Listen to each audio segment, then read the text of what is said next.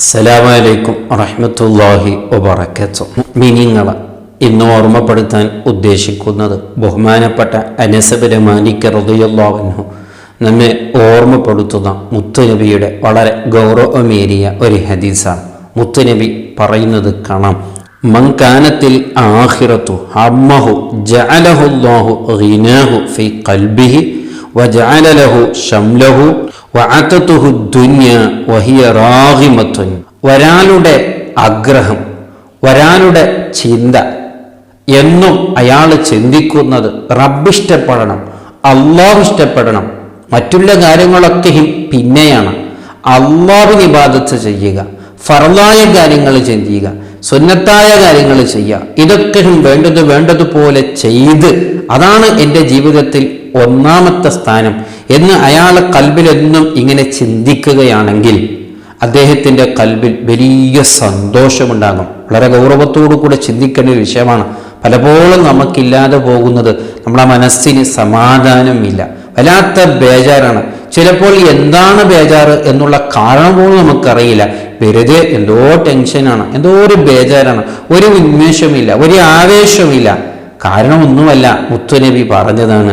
അതെ, നമ്മുടെ ചിന്ത ആഖിറത്തിലേക്കുള്ള ചിന്ത ആയാൽ വല്ലാത്ത ആവേശമായിരിക്കും, വല്ലാത്ത ചിന്തയായിരിക്കും, വളരെ ഉഷാരായിരിക്കും അത്തരക്കാർ. എന്ന് മാത്രമല്ല മുത്തുനബിയോട് പറയുന്നു, വഅതതുഹു ദുനിയ.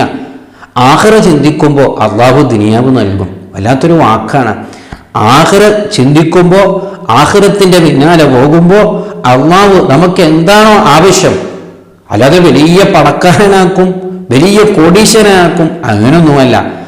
എനിക്ക് ദുനിയാവിൽ എന്തോ ആവശ്യമാണോ ആരോടും ചോദിക്കാതെ, ആരോടും യാചിക്കാതെ ജീവിക്കാനുള്ള അവസ്ഥ, എൻ്റെ കുടുംബത്തിന് വേണ്ടി, എൻ്റെ മക്കൾക്ക് വേണ്ടി ഞാൻ അധ്വാനിക്കുന്നതിലൊക്കെയും വലിയ ബർക്കത്ത് നൽകി നല്ലൊരു ഇസ്സത്ത് എല്ലാവരാളും കൊതിച്ചു പോകുന്ന അയാളുടെ ജീവിതം എന്തൊരു ബർക്കത്താണ്, എന്തൊരു നിഅമത്താണ് എന്ന് പറയപ്പെടാവുന്ന രീതിയിലൊരു ജീവിതം അള്ളാഹു നമ്മൾക്ക് നൽകും.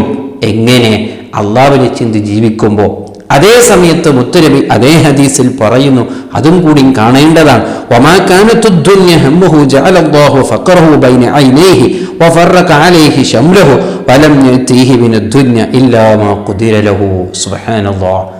മുത്തുനബി പറയാണ്, ഒരാളുടെ ചിന്ത അങ്ങനൊന്നുമല്ല. ദുനിയാവ് ദുനിയാവ് ദുനിയാവ്, ദുനിയാവിൻ്റെ പിന്നാലെയാണ്. കിട്ടുമ്പോൾ എവിടെങ്കിലും നിസ്കാരം, കിട്ടുമ്പോൾ തോന്നുമ്പോൾ ദുനിയാവിനെ ഇങ്ങനെ അധ്വാനിക്കും, എവിടെങ്കിലും ചെറിയ സമയം കിട്ടിയപ്പോൾ നിസ്കാരം, ഖുർആനോത്ത്, ദിക്ർ എന്നല്ലാതെ അയാളൊന്നും ചിന്ത ദുനിയാവ് മാത്രമാണ്. എത്രയോ വയസ്സായിപ്പോയി, അയാളെ മരണം വരെ ജീവിക്കാനുള്ളതൊക്കെ അയാൾ അധ്വാനിച്ച് കഴിഞ്ഞു. എന്നിട്ടും അയാളുടെ ജീവിതത്തിൽ അയാളെ ചിന്ത ഇനിയും വേണം, ഇനിയും വേണം, ഇനിയും വേണമെന്നുള്ള ചിന്തയാണ്. അത്തരക്കാരൻ അള്ളാഹു കൊടുക്കുന്നൊരു ശിക്ഷയാണ്. മുത്തുനബി പറയുന്നു, അവനിക്ക് എന്നും ഫക്കീർത്തരയാണ്. ഫക്കീർത്തര എന്ന് പറഞ്ഞാൽ എന്താ? അയാൾക്ക് മതിയായില്ല എന്നുള്ള തോന്നലാണ്. നേരത്തെ ആൾക്കാർക്ക് എന്താണ് ഉള്ളത് കുറവാണെങ്കിലും മതി എന്നുള്ള ചിന്തയാണ്. അതല്ലേ ഏറ്റവും വലിയ സന്തോഷം, ഏറ്റവും വലിയ ഐശ്വര്യം. അതല്ലേ ഇയാൾക്ക് മതിയായില്ല എന്ന ചിന്തയാണ്. കൂടുതലുണ്ട് എന്നിട്ടും മതിയായില്ല എന്നുള്ള പേടിയാണ്. എന്നിട്ട് മാത്രമല്ല മുത്തുനബി പറയാണ്, അയാൾക്ക് കുറേ പ്രയാസങ്ങൾ അള്ളാഹു നൽകും. കിട്ടിയതൊക്കെ ധാരാളം കിട്ടുന്നുണ്ടാകും, പക്ഷേ അതേപോലെ തന്നെ കുറേ ചെലവുണ്ടാകും. ചെലവ് പോകുന്ന വഴിയും കൂടി എന്താണെന്ന് അറിയില്ല. കുറെ ആൾക്കാർ പറയുന്നുണ്ടല്ലോ കുറേ പണക്കുണ്ട്, പക്ഷെ എവിടെ പോയെന്ന് അറിയില്ല, അതേ പോയ വഴി അറിയില്ല. അതാണ് ബർക്കത്തില്ല എന്ന് പറഞ്ഞത്. അതാണ് മുത്തുനബി നമ്മെ പഠിപ്പിച്ചത്.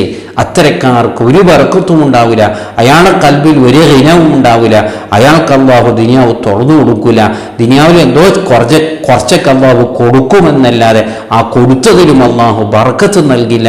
ബർക്കത്തുണ്ടാവുക ഇത്തരക്കാർക്കാണ്, അള്ളാഹുവിനെ ചിന്തിച്ച് നടക്കുന്നവർക്കാണ്. എവിടെയാണ് നാം ചിന്തിക്കേണ്ടത്?